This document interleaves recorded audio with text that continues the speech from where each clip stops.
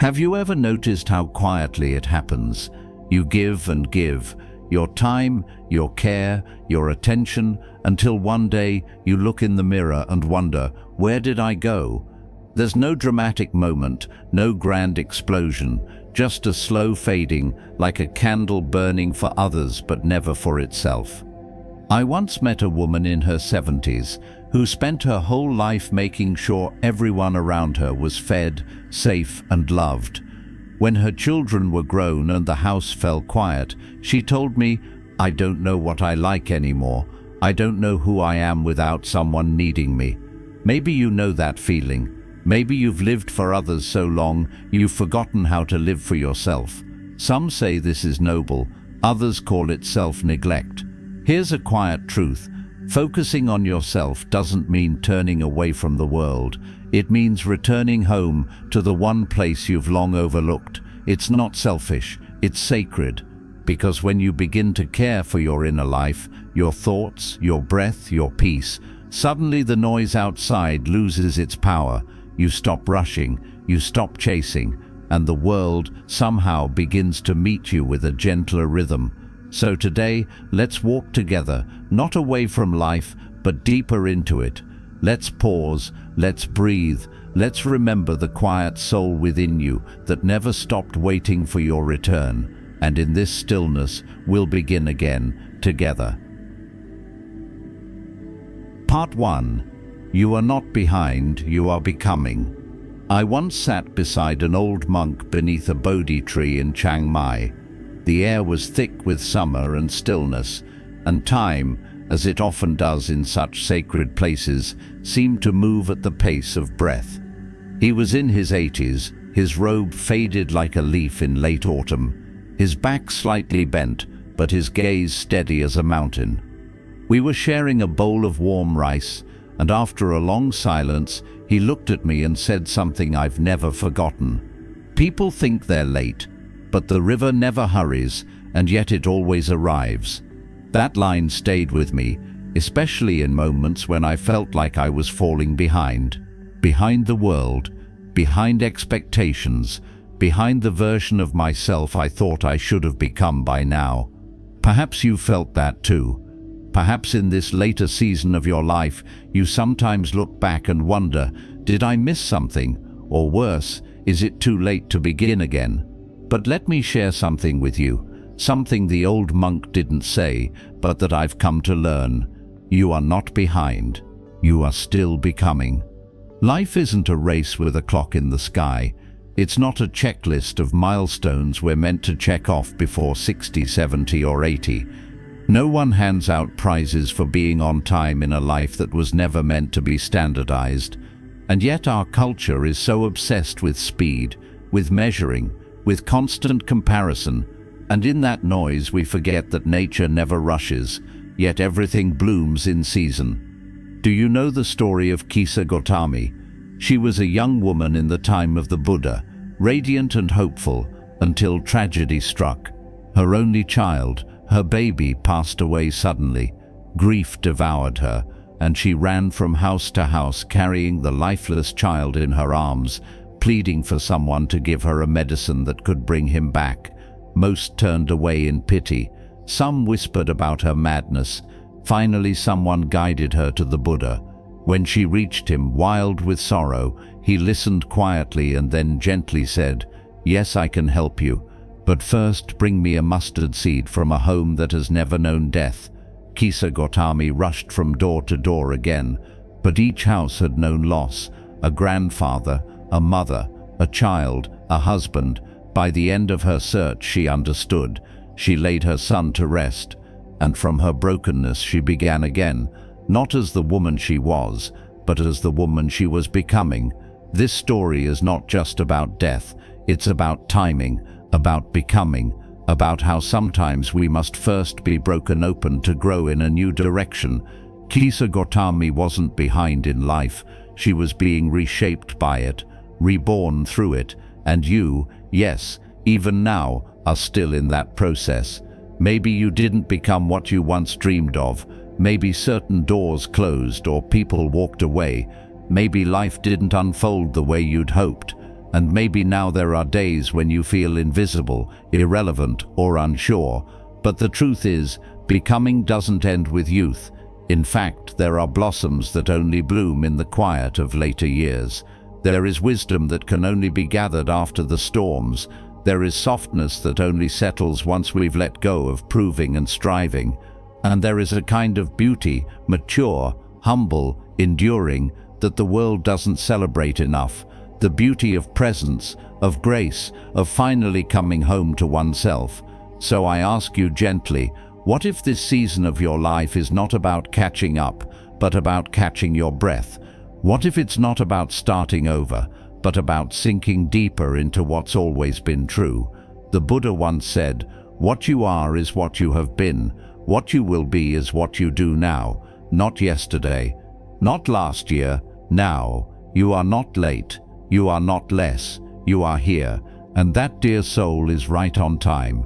So as we move forward in this journey together, let's not rush to fix or chase or prove anything.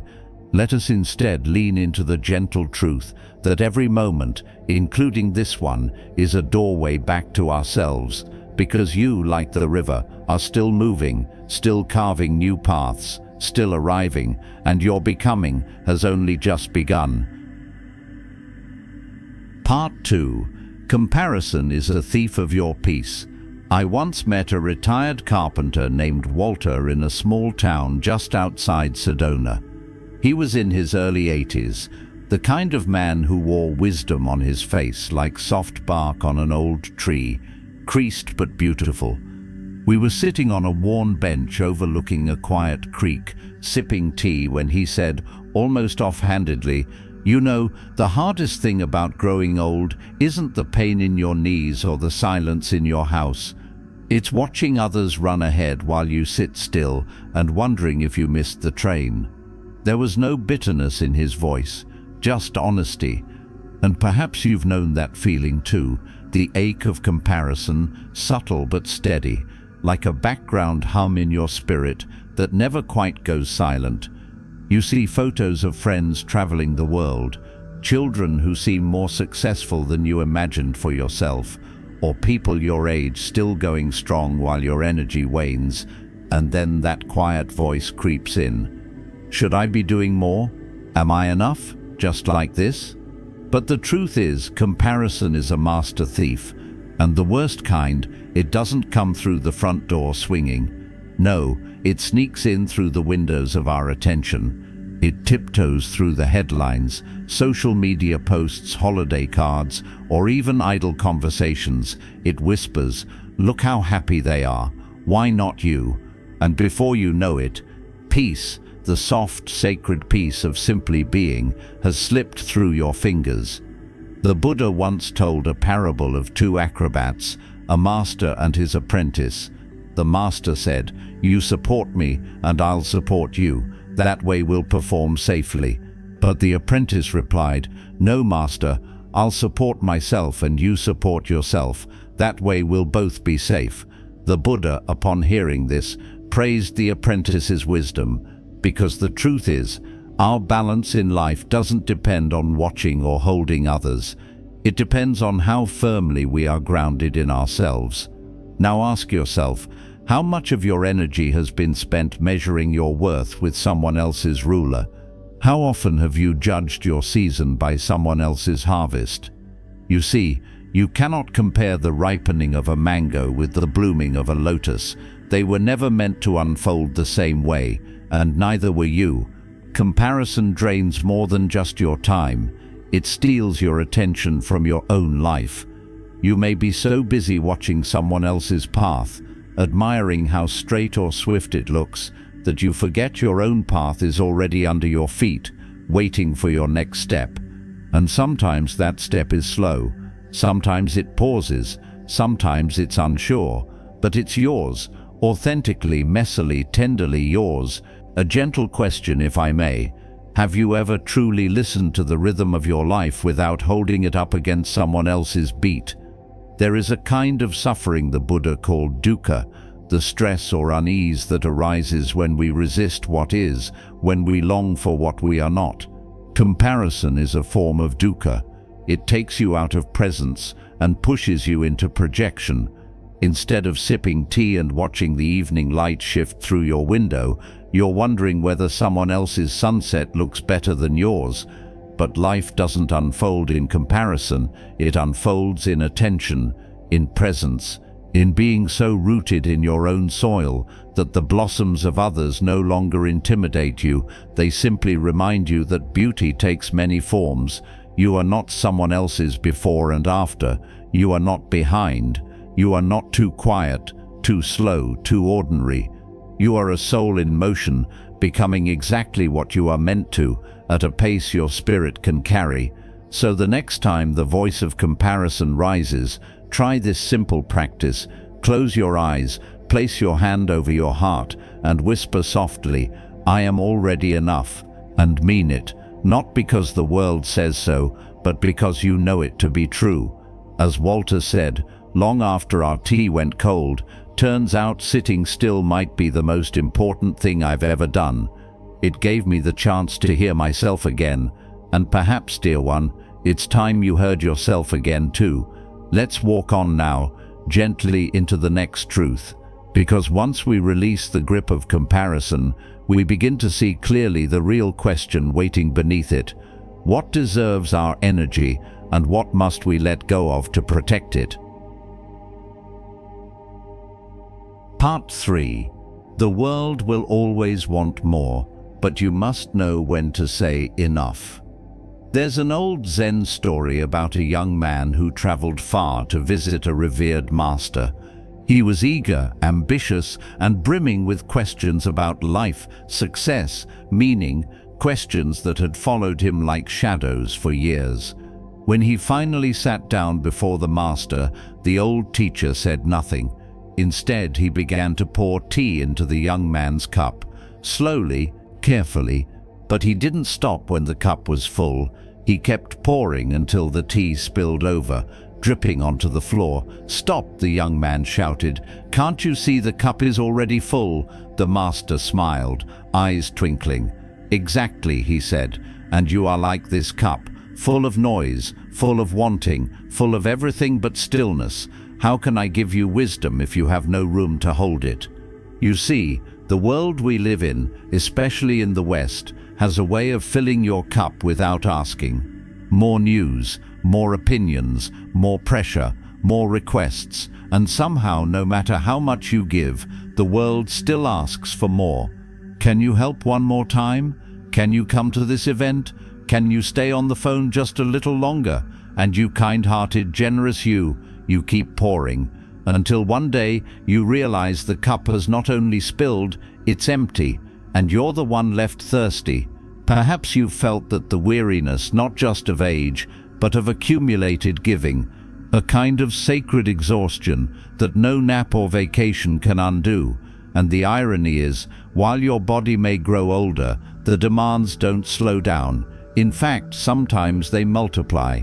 Grown children leaning on you emotionally, friends in crisis, even communities expecting your support because you've always been the strong one.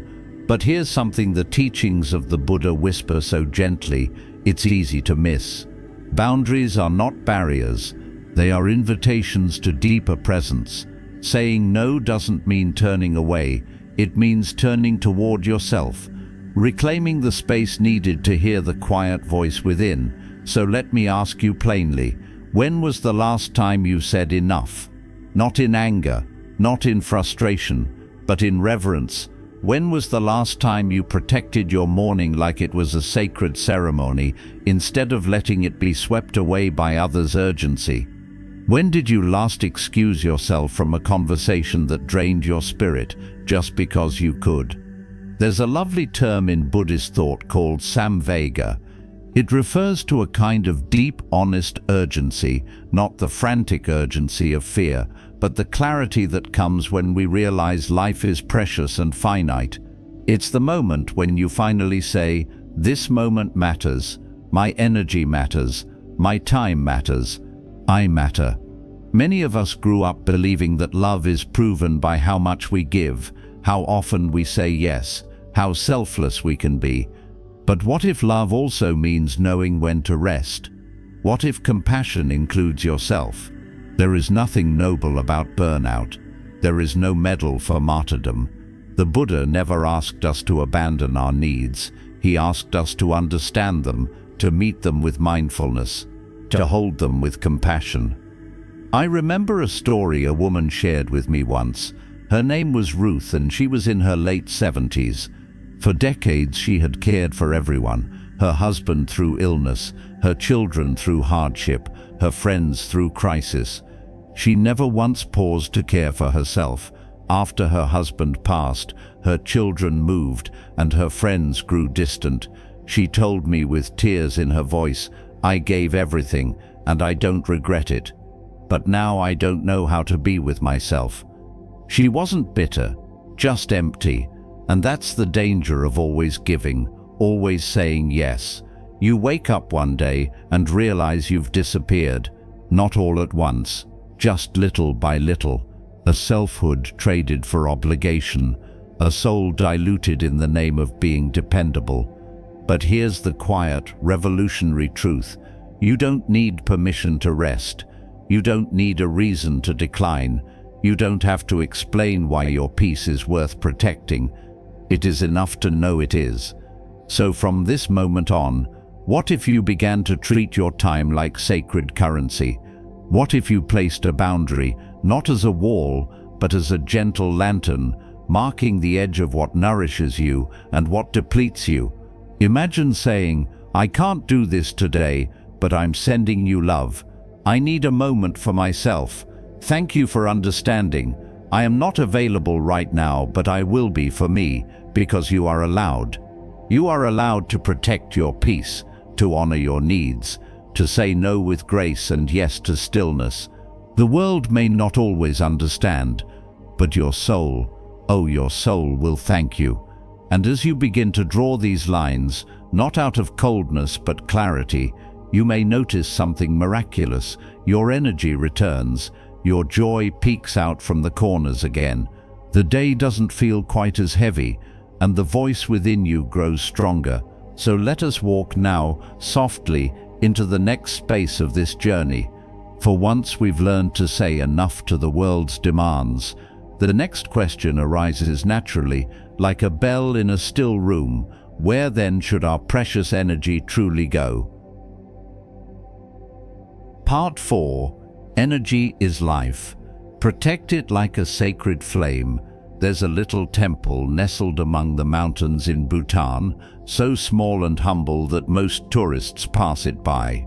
Inside, always glowing, is a single butter lamp, lit decades ago and kept alive day and night by generations of monks. Not once has it been allowed to go out. Even in storm, even in sickness, someone always rises to tend it, gently, lovingly. I remember asking one of the elder monks, "Why do you protect this one flame so carefully?" He smiled, not the kind of smile you give with your mouth, but the kind that comes from your whole being, and replied, "Because it is not just a flame, it is life, it is devotion, and devotion must be guarded." And in that moment it struck me. Our energy is just like that flame, sacred, finite, and far more fragile than we care to admit. Now let me ask you something, and I ask it gently. When was the last time you checked the state of your own flame? Too often we wait until the glow is faint, until the wick is dry, until we're snapping at loved ones or feeling lost in a fog of fatigue. We tell ourselves it's just getting older, that this heaviness is normal. But what if it's not just age?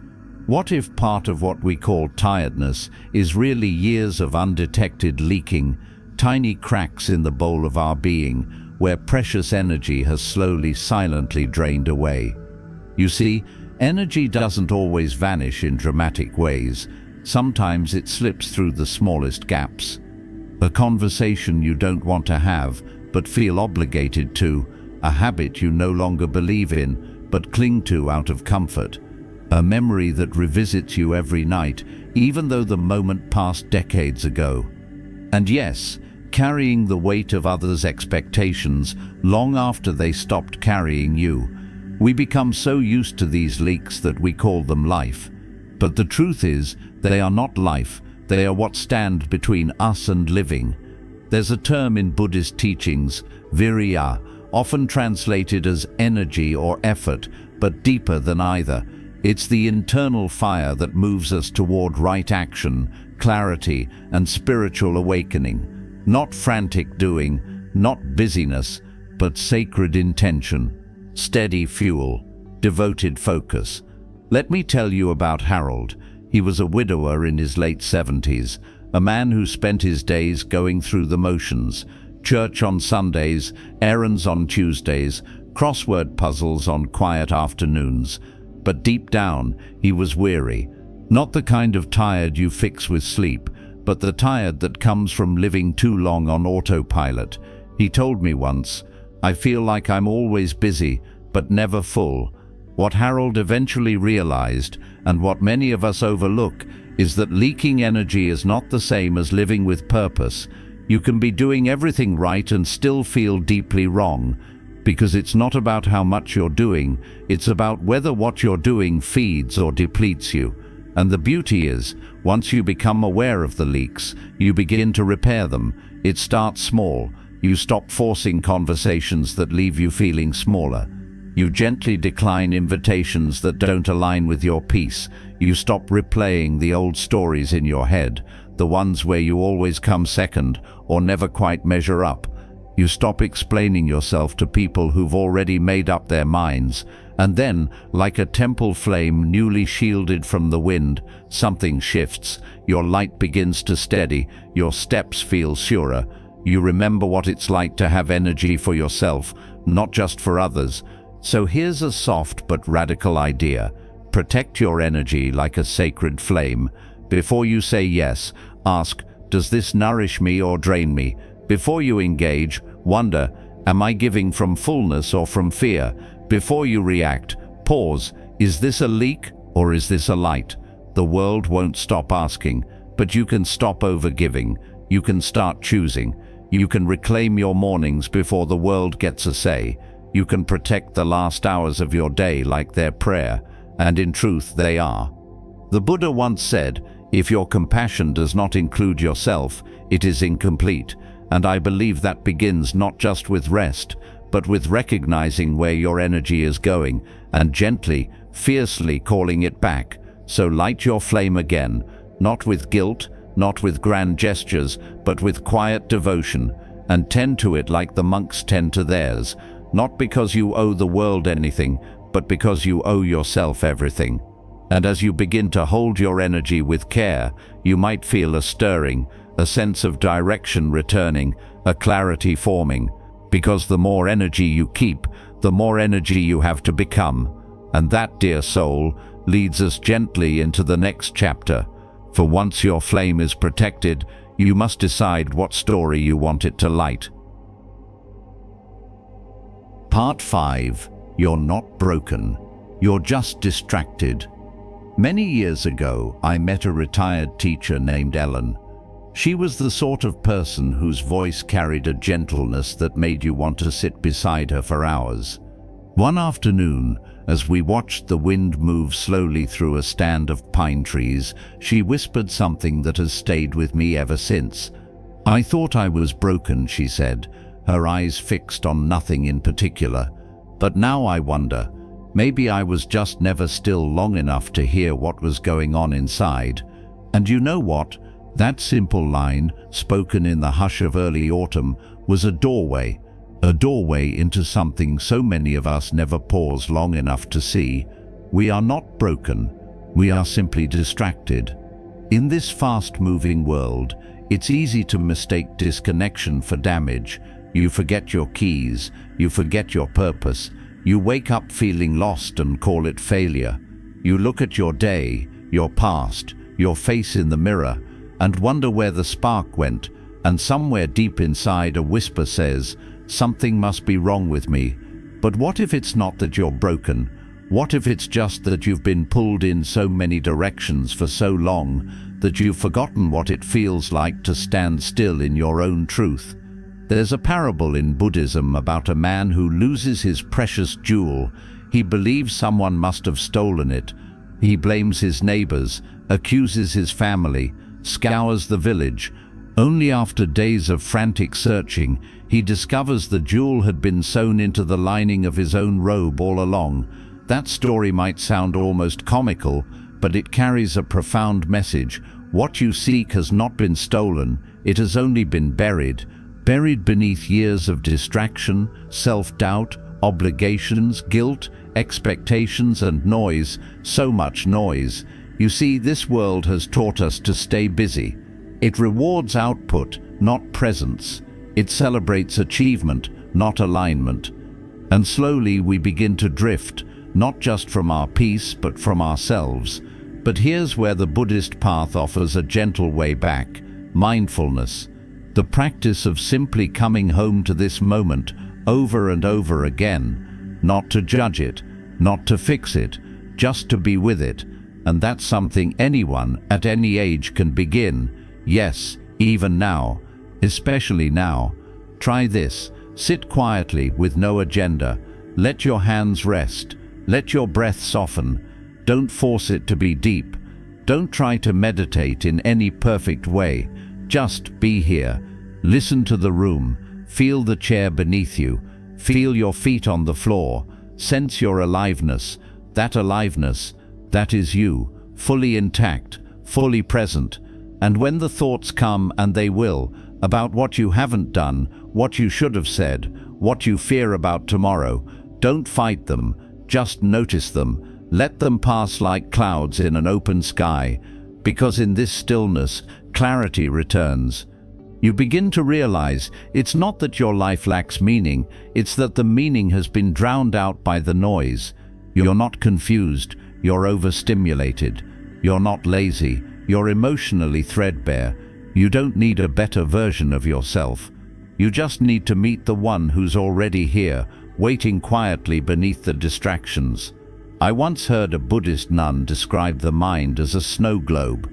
When shaken, everything is cloudy, but set it down, let it rest, and slowly the flakes begin to settle. The scene becomes clear, and so it is with us. The tragedy is, most people never set the snow globe down. They just keep shaking it, wondering why they feel lost. So here's an honest question. When was the last time you allowed yourself to stop fixing and start feeling, to stop reaching for someone else's answer and start listening for your own? You may think the world has passed you by, but what if the real issue is that you've been too far from yourself to hear where life is trying to meet you? You're not too late, you're not too far gone, you're simply distracted. And that, my friend, is something we can gently change. One breath, one small act of presence at a time. So come home now, not in some grand, perfect return, but in the way a tired traveler finally slips off their shoes and sighs into their favorite chair. You don't need to fix yourself. You just need to sit still long enough for your own heart to find you again. Because from that stillness, from that gentle pause, everything begins to soften. And once you stop running, the path reveals itself. And so, let's step forward, not in haste but in awareness. For now that you've remembered you are whole beneath the noise, the next question arrives like the hush before dawn. What rhythm, what breath, what pace is truly yours? Part 6. Return to the rhythm of your own breath. Let me tell you a story that found me on a rainy afternoon in Kyoto many years ago. I had wandered into a modest temple tucked behind a garden of moss and stone. Inside, the room was bare, save for a scroll, a mat and an old monk sitting in stillness, so deep it was as if the rain itself had paused to watch him breathe. I sat beside him, unsure if I was allowed. I didn't speak. I didn't need to.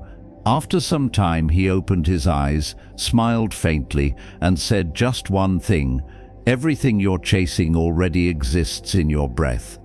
I've never forgotten that. You see, in the great thrum of life, appointments, errands, responsibilities, conversations, we often drift away from the one thing that anchors us to the present, our breath. It's so ordinary, so quiet, that we take it for granted. And yet it is the first thing we do when we enter this world, and the very last thing we'll do when we leave it. Everything in between is measured in breaths. But tell me truthfully, when was the last time you actually noticed your own breathing? Not as a tool, not as a method, but as a companion, as a rhythm that has stayed with you unshaken through every joy, every heartbreak, every loss, and every beginning. The Buddha often taught breath awareness as a gateway to peace, not because it was complicated, but precisely because it wasn't. He knew that within the simple rising and falling of the breath lies the return to your truest rhythm. The world pulls us in every direction, but the breath always brings us back to center, to self, to stillness. And if you've ever felt like you were falling behind, lost in someone else's schedule, or running to catch up with a life that no longer fits, the invitation isn't to move faster, it's to come back to your breath, to your pace, to the slow, sacred unfolding of your own story. Let's be honest, most of us were taught that success looks like constant motion, that being useful means being busy. But what if usefulness isn't about doing more? What if it's about being more present, to the moment, to your surroundings, to yourself? I once sat with a woman named Maria. She was 79, a retired nurse who had spent most of her life caring for others. Her children had moved far away. Her husband had passed years ago. She told me, "Sometimes I don't know what to do with the silence, it's so loud." So I asked her to breathe with me. Nothing fancy, no mantras, just the two of us in stillness. Inhale, exhale. At first she fidgeted, then her shoulders softened, her eyes welled with tears, not of sadness but of relief. Later she said, "I didn't realize how long I'd been holding my breath for decades." That's the thing. When we live for others, chase validation, suppress grief, or carry guilt, we stop breathing fully. We inhale the world's demands but forget to exhale our own truth. And slowly, without even noticing, we lose our rhythm.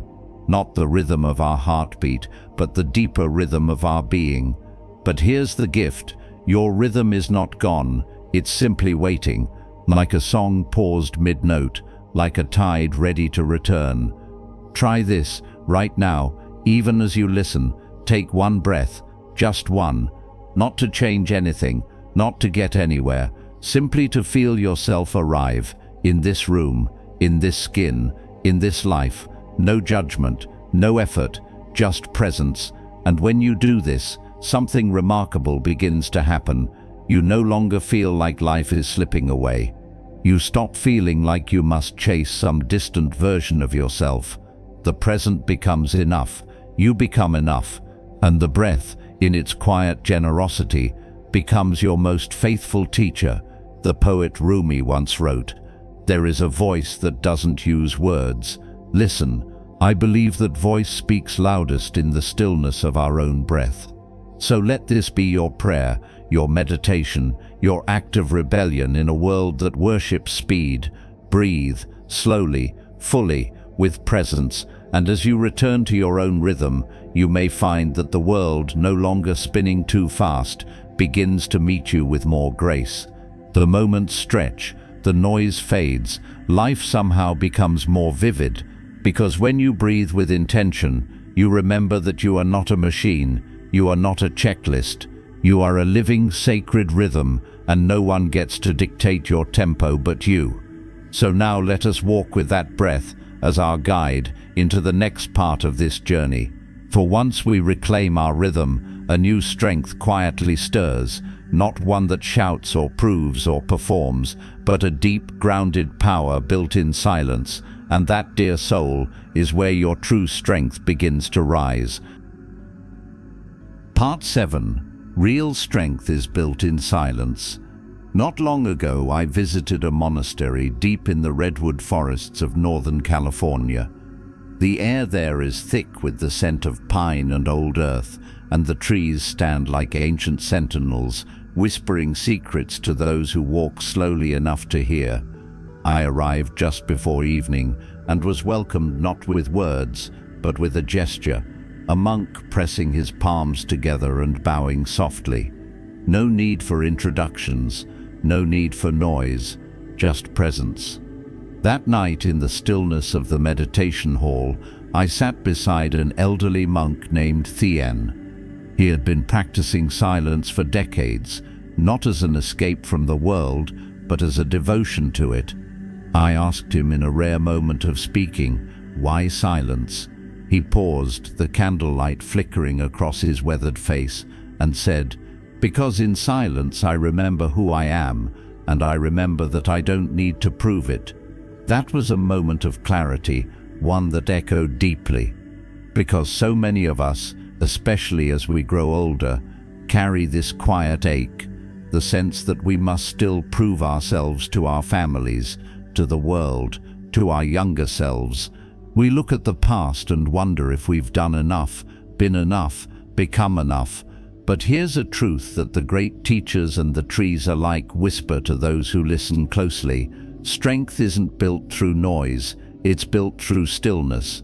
The kind of strength that matters most, the strength to forgive, to let go, to begin again, is not the kind that comes from clenched fists or raised voices. It is the strength that blooms slowly, like moss on a stone, in the quiet of your own presence. Think back for a moment. When did you feel most grounded, most real? I would bet it wasn't during applause or performance. I'd bet it was in the small moments, the morning you sat quietly with your coffee, the afternoon you walked without your phone, the evening you wept alone and let the tears fall without needing to explain them to anyone.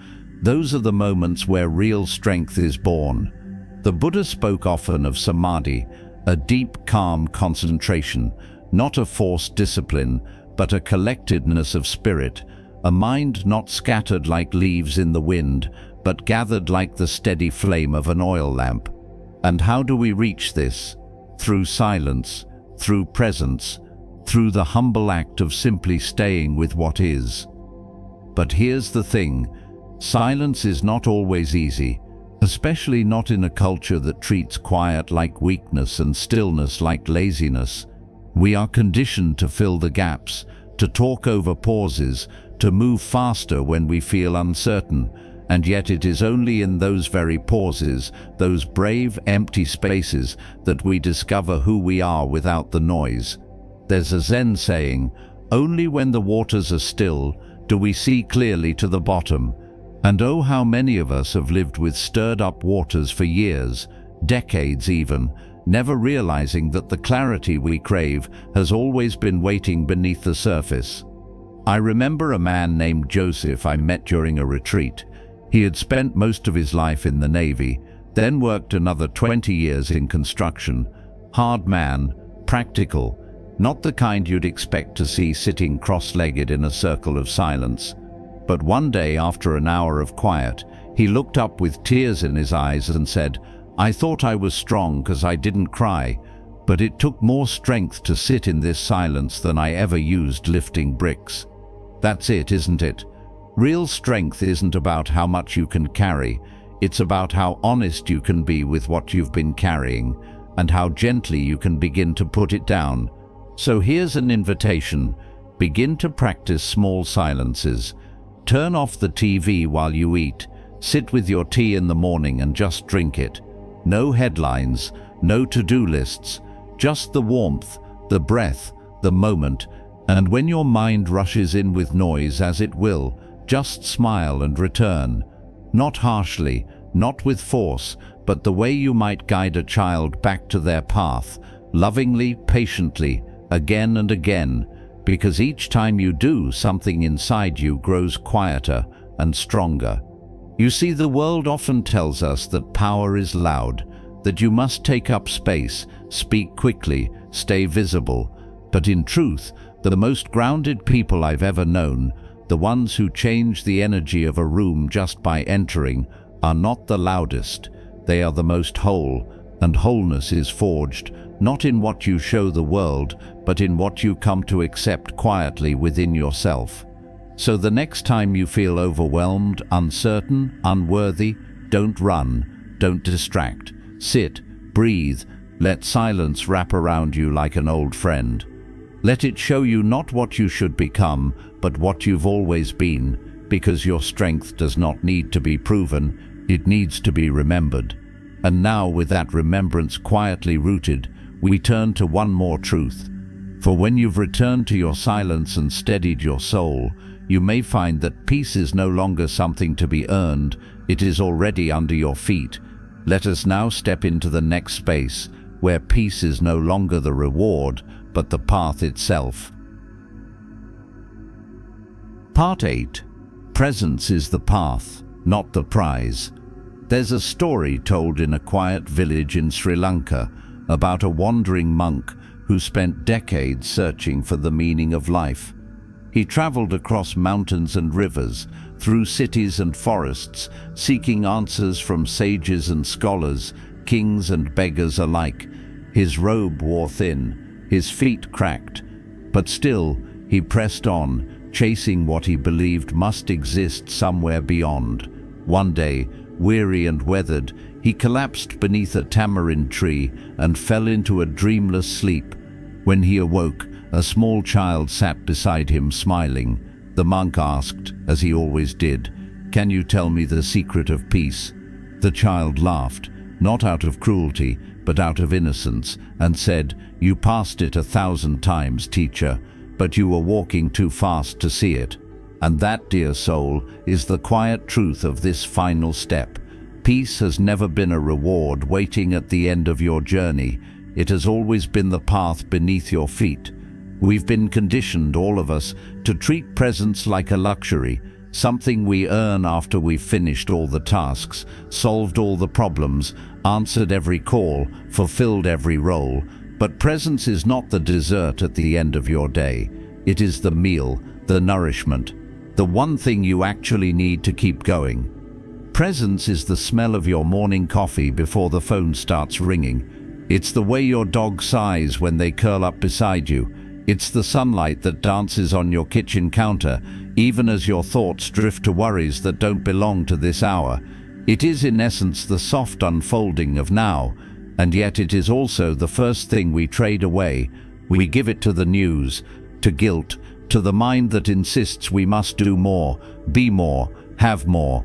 We treat the present moment as if it were not enough, as if it were merely a corridor to something more important. But what could be more important than this breath?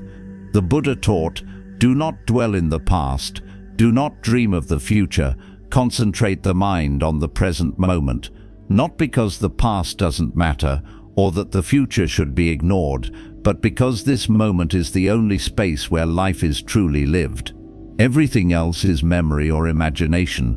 Think of how many years you've spent carrying regret from yesterday or worry for tomorrow. How often your body was in one place but your heart and mind were somewhere else. Perhaps that's the real source of weariness, not age but displacement. A life spent everywhere but here. I remember a man named Samuel, 82, who once said to me, "I lived my whole life trying to arrive, and now I realize I never really unpacked." That hit me hard, because what is presence, if not the act of unpacking yourself fully into the now? And here's the quiet blessing of later life. The world slows down if you let it. You no longer need to rush to please, to perform, to build empires. You can finally sit down in your favorite chair with your memories, your stories, your breath, and be exactly who you are without needing to earn the right to exist. But presence is not passive. It is not simply doing nothing. Presence is a practice, a brave daily choosing to return to your breath when your mind spins, to look into your grandchild's eyes without checking the time, to fold your laundry with love instead of boredom, to let the silence in your home feel like company instead of absence. It takes courage to live this way, because presence requires you to meet yourself, not the image you show others, but the quiet truth beneath it all. And sometimes that truth is tender. Sometimes it brings up sadness, but it also brings healing, wholeness, homecoming. So let me ask you, When was the last time you gave the present moment your full attention, not as a means to an end, but as an end in itself? And if not now, when? You are not behind, you are not too late, you are not broken. You are becoming moment by moment, breath by breath, and the more you honor the sacred now, the more life begins to feel less like something you're managing and more like something you're inhabiting. So wherever you are, in your kitchen, in your garden, in your heart, pause, feel your feet on the floor, listen to the hush beneath the noise, let your shoulders drop, let your jaw soften, let your breath find you. Because right now, not in the next chapter, not after the next task, is the only place where peace is possible. And in that peace, you don't need to chase purpose, you become it. Let me leave you with one final thought. The old monk once said, life doesn't need to be forced into place, it needs only your full presence. The rest will arrange itself. So dear soul, stay here, walk gently, breathe deeply, smile at the quiet unfolding of things, because the path has always been beneath you, and the quiet wisdom has always been within you. And so we've walked softly, breath by breath, through the winding paths of self-focus, not as a form of isolation, but as a quiet act of returning not to something new, but to something ancient within you, something that never left but waited patiently beneath all the years, all the roles, all the noise. You see, the world has always taught us that value comes from doing, that love must be earned, that wisdom is reserved for the few. But the truth whispered in stillness tells a different story. You are already enough, not because of what you've achieved, but because of who you are when everything else is silent. In Buddhist tradition, there is a phrase, ehpasiko. It means come and see for yourself. It is not a command, it is an invitation, an open door, and that's what this journey has been. Not a lecture, not a prescription, but an offering. A soft lantern placed in your hands with the hope that you will carry it into your own life, in your own rhythm, in your own time. So now perhaps you might pause. Perhaps you'll pour yourself a cup of tea, sit in that chair by the window, and let your breath settle like morning light. You don't need to solve anything right now. You don't need to understand everything at once. You just need to be here, to feel the ground beneath you, the quiet within you, the gentle truth that you have not been lost. You've simply been away. And the good news is, you're home now. If today's reflection touched a quiet place within you, consider returning to this path again. Not for answers, but for presence, for space, for the sacred, remembering that your time is valuable, your energy is sacred, and your breath, this very one, is enough to begin again. Until we meet again, may you walk gently through your days, carrying the quiet wisdom that has always lived within you. Thank you for listening. This is Quiet Wisdom.